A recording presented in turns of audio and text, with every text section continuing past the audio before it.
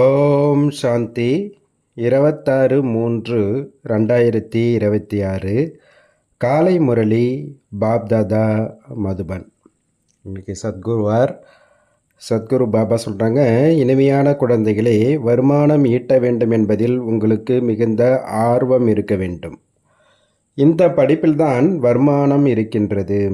கேள்வி கேட்குறாங்க பாபா, ஞானமில்லாத எந்த ஒரு மகிழ்ச்சியான விஷயமும் கூட தடையாக ஆகிவிடுகிறது. பதில், சாட்சாத்காரம் ஏற்படுவது என்பது மகிழ்ச்சியான விஷயமாகும். ஏன்னா அந்த காட்சி ஏதோ கிடைச்சிதுன்னா உடனே குஷியாயிடுறாங்க. ஆனால் சரியான விதத்தில் ஞானம் இல்லை எனில் அதிகம் குழப்பம் அடைந்து விடுகின்றனர். யாருக்காவது தந்தையின் சாட்சாத்காரம் ஏற்படுவதாக வைத்துக் கொள்ளுங்கள். பிந்துவை பார்க்கின்ற பொழுது என்ன புரிந்து கொள்வார்கள்? மேலும் குழப்பம் அடைந்து விடுவர். ஆகையால் ஞானமில்லாத சாட்சாத்காரத்தின் மூலம் எந்த லாபமும் கிடையாது. இதில் மாயை அதிக தடைகளை உருவாக்குகின்றது. சிலருக்கு சாட்சாத்காரத்தின் தலைகீழான போதையும் அதிகரித்து விடுகின்றது.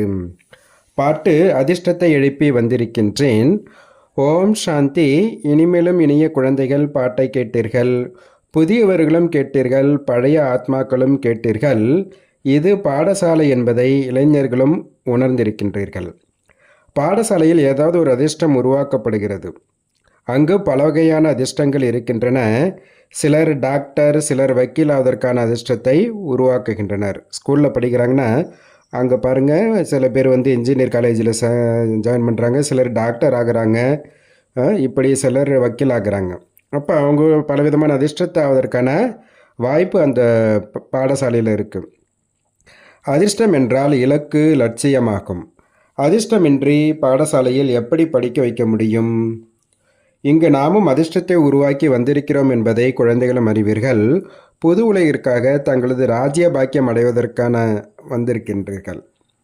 இந்த ராஜயோகம் புது உலகத்திற்கானதாகும், மற்றது பழைய உலகிற்கானதாகும். அவர்கள் பழைய உலகிற்கு வக்கீலாக, இன்ஜினியராக, டாக்டராக ஆகின்றனர். அவ்வாறு ஆகி இப்பொழுது பழைய உலகின் ஆயுட்காலம் மிக குறைவாக ஆகிவிட்டது. அவைகள் அழிந்து போய்விடும். அந்த அதிர்ஷ்டமானது இந்த மரண உலகிற்கானதாகும், அதாவது இந்த பிறப்பிற்கானதாகும். உங்களது இந்த படிப்பு புது உலகிற்கானது. நீங்கள் புது உலகிற்கான அதிர்ஷ்டத்தை உருவாக்கி வந்திருக்கின்றீர்கள். புது உலகில் உங்களுக்கு ராஜ்ய பாக்கியம் கிடைக்கும். கற்றுக் கொடுப்பது யார்? எல்லையற்ற தந்தை. அவரிடமிருந்து தான் ஆஸ்தி அடைய வேண்டும். எவ்வாறு டாக்டரிடமிருந்து டாக்டருக்கான ஆஸ்தி கிடைக்கின்றதோ அது இந்த பிரிவிற்கான ஆஸ்தியாகும். ஒன்று தந்தையிடமிருந்து ஆஸ்தி கிடைக்கின்றது, மற்றொன்று ஆஸ்தி தனது படைப்பின் மூலம் கிடைக்கின்றது. நல்லது. எப்பொழுது வயோதிகர்களாக ஆகின்றீர்களோ அப்பொழுது குருவிடம் செல்கின்றனர். என்ன விரும்புகின்றனர்? எமக்கு சாந்திதாமம் செல்வதற்கான கல்வி கொடுங்கள், எமக்கு சத்கதி கொடுங்கள், இங்கிருந்து விடுவித்து சாந்திதாமத்திற்கு அழைத்து செல்லுங்கள் என்று கூறுகின்றனர். இப்பொழுது லௌகீக தந்தையிடமிருந்து ஆஸ்தி கிடைக்கின்றது. ஆசிரியரிடமிருந்தும் இந்த பிரிவுக்கான ஆஸ்தி கிடைக்கின்றது. மற்றபடி குருவிடமிருந்து எதுவும் கிடைப்பது கிடையாது. ஆசிரியத்தில் படித்து ஏதாவது சிறிது ஆஸ்தி கிடைக்கின்றது. ஆசிரியராக இருக்கின்றனர், தையல் ஆசிரியராக ஆகின்றனர். ஏனெனில் வாழ வேண்டும் அல்லவா? தந்தையின் ஆஸ்தி இருந்தாலும் கூட நாமும் வருமானம் செய்ய வேண்டும் என்பதற்காக படிக்கின்றனர். குருவிடமிருந்து எந்த வருமானமும் ஏற்படுவது கிடையாது. ஆம், சிலர் கீதையை நன்றாக படித்துவிட்டு பிறகு கீதையை பற்றி சொற்பொழிவு செய்கின்றனர். இவை அனைத்தும் அல்பகால சுகத்திற்கானது. இப்பொழுது இந்த மரண உலகிற்கு சிறிது காலம்தான் இருக்கின்றது. பழைய உலகம் அழிந்து போக வேண்டும். நாம் புது உலகின் அதிர்ஷ்டம் உருவாக்கி வந்திருக்கின்றோம் என்பதை நீங்கள் அறிவீர்கள். இந்த பழைய உலகம் அழிந்து போக வேண்டும். தந்தையின் அல்லது தனது சொத்துக்கள் எல்லாம் அழிந்து போய்விடும். வெறும் கைகளுடன் தான் செல்வீர்கள். இப்பொழுது புது உலகிற்காக சம்பாதிக்க வேண்டும். பழைய உலக மனிதர்களால் அதை செய்விக்க முடியாது. புது உலகிற்கான வருமானம் செய்ய வைக்கக்கூடியவர் சிவபாபா. இங்கு நீங்கள் புது உலகிற்கான அதிர்ஷ்டத்தை உருவாக்கி வந்திருக்கின்றீர்கள். எந்த தந்தை தான் உங்களது தந்தையாகவும் இருக்கின்றார், ஆசிரியராகவும் இருக்கின்றார், குருவாகவும் இருக்கின்றார்.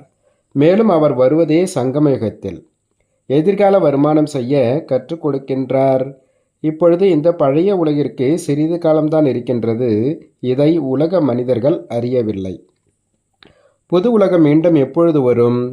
இவர்கள் கட்டுக்கதை கூறுகின்றனர் என்று பேசுகின்றனர். இவ்வாறு புரிந்திருப்பவர்களும் பலர் உள்ளனர்.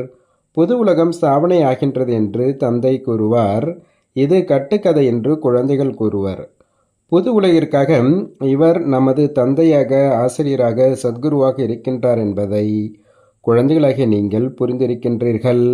சாந்திதாமம், சுகதாமம் அழைத்து செல்வதற்காகவே தந்தை வருகின்றார்.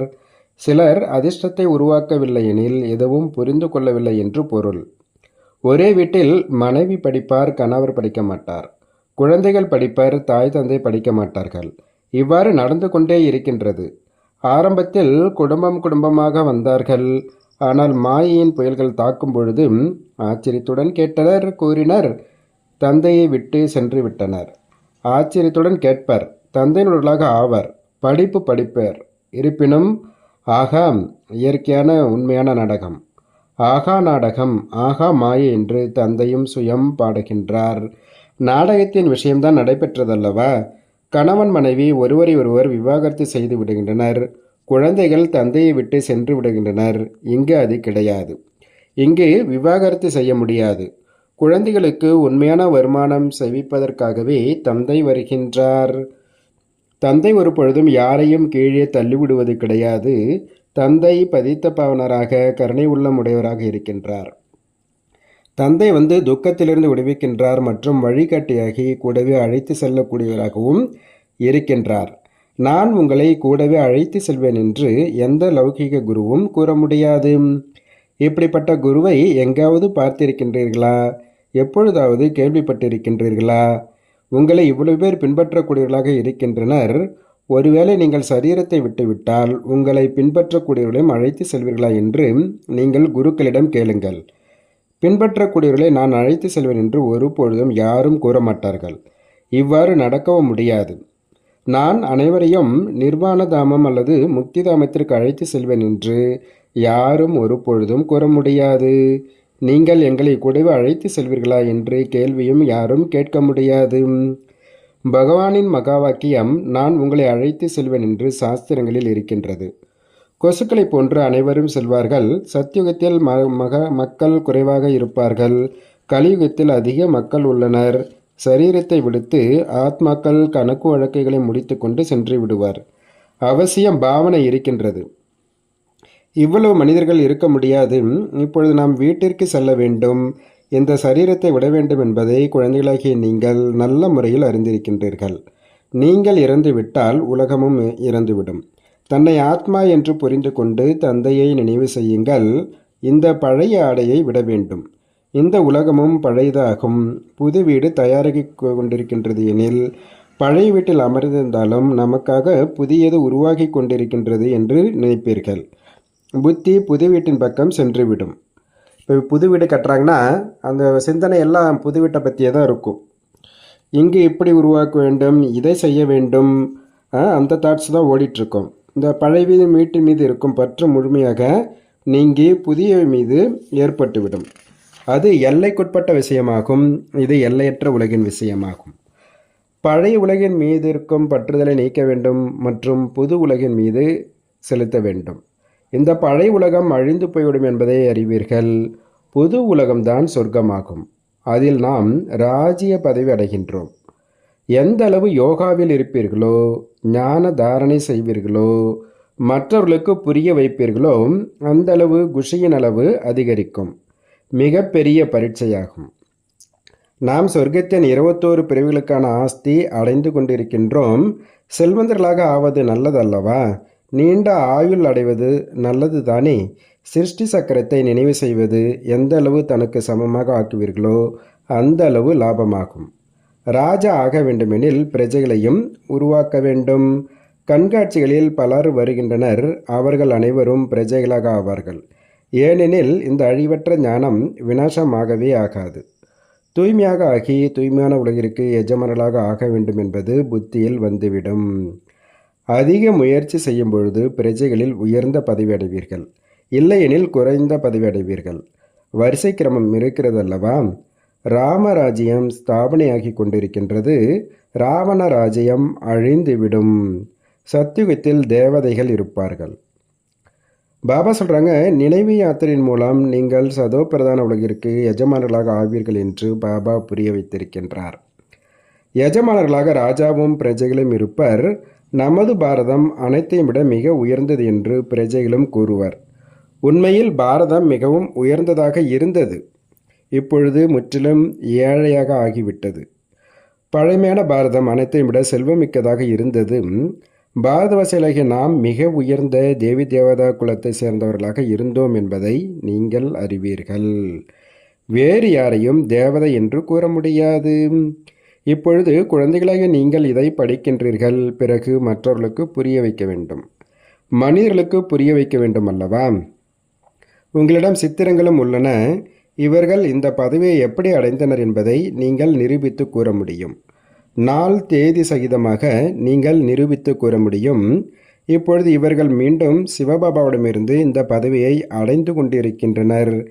அவர்களது சிலையும் இருக்கின்றது. சிவன் பரம்பிதா பரமாத்மா ஆவார்.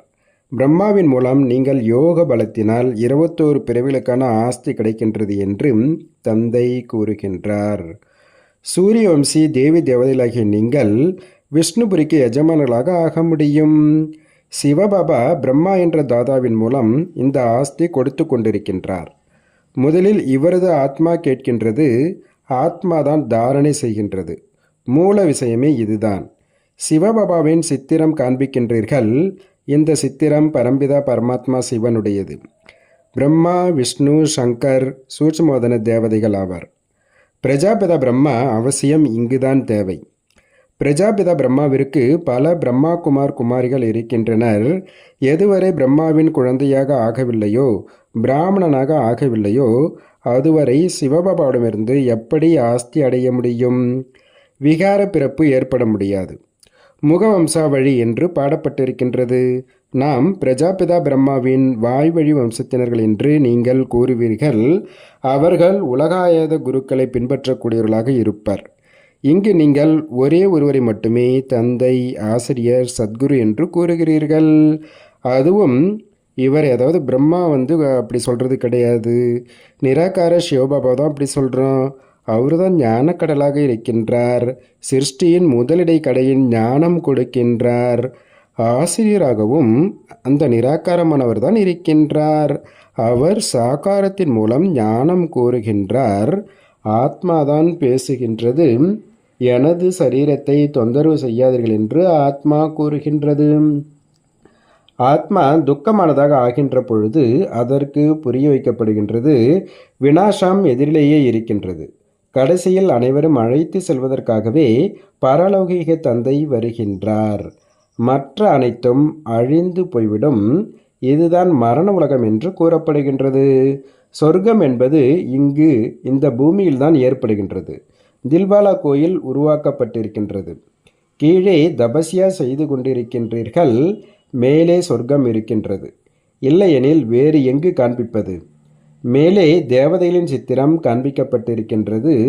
அவர்களும் இங்குதான் இருப்பார்கள் அல்லவா? புரிய வைப்பதற்கு மிகுந்த யுக்தி தேவை. கோவில்களுக்கு சென்று புரிய வைக்க வேண்டும். இது சிவபாபாவின் நினைவு சின்னமாகும். அந்த சிவபாபா நமக்கு கற்பித்து கொண்டிருக்கின்றார்.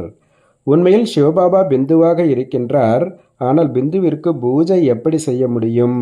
பால் பழம் எப்படி படைக்க முடியும்? அதனால்தான் உருவம் பெரியதாக உருவாக்கப்பட்டிருக்கிறது. இவ்வளவு பெரியதாக அவர் இருப்பது கிடையாது. புருவங்களுக்கு நடுவில் நட்சத்திரம் போன்று ஜொலிக்கிறது என்றும் பாடப்பட்டிருக்கின்றது. மிக சூட்சுமமான பிந்துவாக இருக்கின்றார். பெரிய பொருளாக இருந்தால் விஞ்ஞானிகள் உடனேயே பற்றி கொண்டு விடுவார். 1000 சூரியனை விட பிரகாசமானவர் என்பது போன்று கிடையாது. சில பக்தர்களும் வருகின்றனர் அல்லவா? நான் இந்த முகத்தை பார்ப்பதற்காகவே வருகிறேன் என்று கூறுகின்றனர். அவர்களுக்கு பரம்பிதா பரமாத்மாவின் முழு அறிமுகம் கிடைக்கவில்லை என்று பாபா புரிந்து கொள்வார். இன்னும் அதிர்ஷ்டம் திறக்கப்படவில்லை. எதுவரை தந்தையை அறியவில்லையோ அதுவரை நான் ஆத்மா பிந்து போன்று இருக்கின்றேன். சிவபாபாவும் பிந்துவாக இருக்கின்றார். அவரை நினைவு செய்ய வேண்டும் என்பதையும் புரிந்து கொள்ள மாட்டார்கள். அவ்வாறு புரிந்து கொண்டு நினைவு செய்தால் அப்பொழுது விகர்மங்கள் விநாசமாகிவிடும். மற்றபடி இதை பார்த்தேன், இவ்வாறு பார்த்தேன் என்று கூறுவார். இதுதான் மாயையின் தடைகள் என்று கூறப்படுகின்றது. நான் இந்த காட்சியை பார்த்தேன் அப்படிலாம் சொல்லுவாங்க. அது மாயனுடைய தடை என்றார் பாபா. எனக்கு தந்தை கிடைத்து விட்டார் என்ற குஷியில் இப்பொழுது இருப்பார்.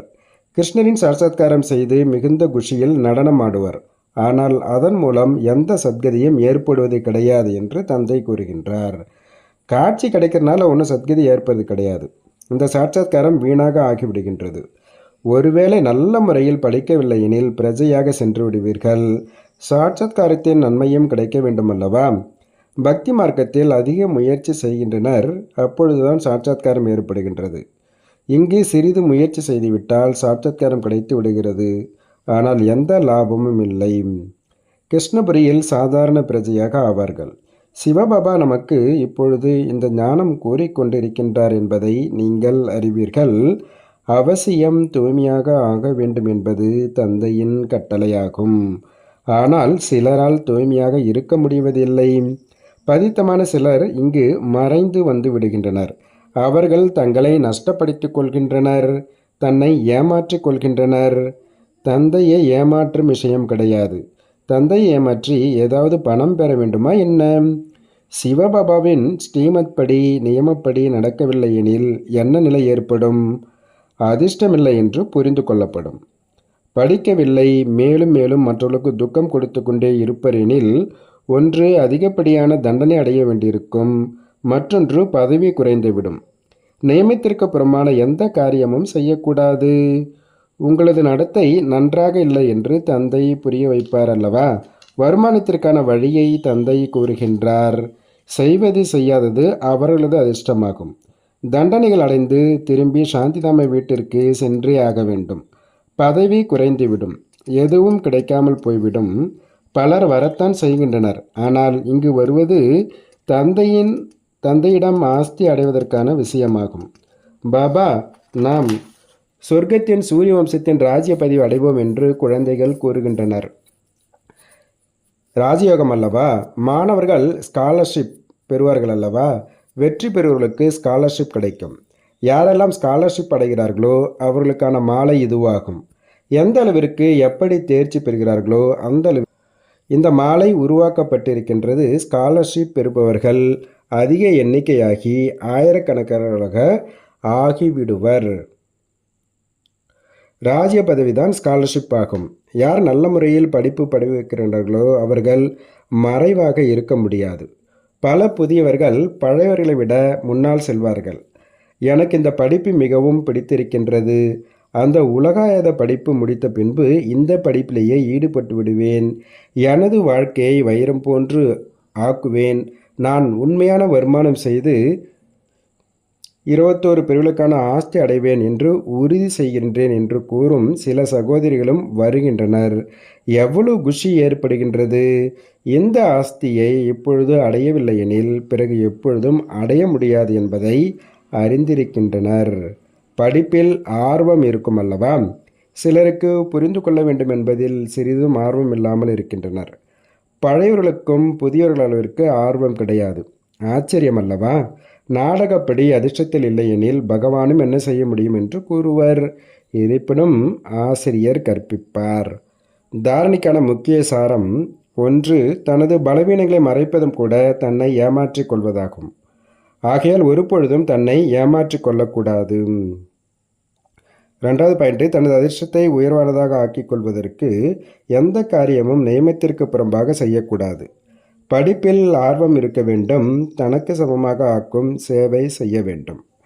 பாபா வரதானம் கொடுக்கிறாரு. தூய சங்கல்பங்களின் சமிக்கைகள் மூலம் அனைத்து காரியங்களையும் செய்து முடிக்கக்கூடிய எப்பொழுதும் ஒளியின் கிரீடம் அணிந்தவர் ஆகுக.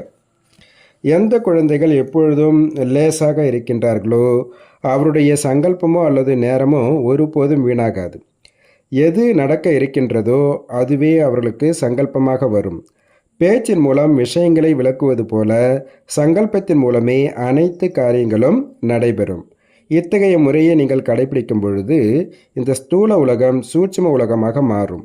இதற்காக அமைதியின் சக்தியை சேமித்து எப்பொழுதும் ஒளியின் கிரீடம் அணிந்தவர்களாக இருங்கள் அப்படின்றார் பாப்பா. எவ்வளோ அழகான ஒரு வரதானம் கொடுத்துருக்காரு பாருங்கள் பாப்பா. எப்போ நம்ம லைட்டாக இருக்கிறோமோ அப்போ என்ன ஆகும்? என்ன நடக்கணுமோ அந்த சங்கல்பம் தான் நமக்குள்ளார உருவாகும் அப்படின்றார் பாபா. ஸ்லோகன் சொல்கிறாரு, இந்த துக்கமான உலகத்திலிருந்து ஒதுங்கிவிட்டால் துக்கத்தின் அலைகள் உங்களை ஒருபோதும் தொட முடியாது. நல்லது. ஓம் சாந்தி, ஓம் சாந்தி, ஓம் சாந்தி. நன்றி பாபா.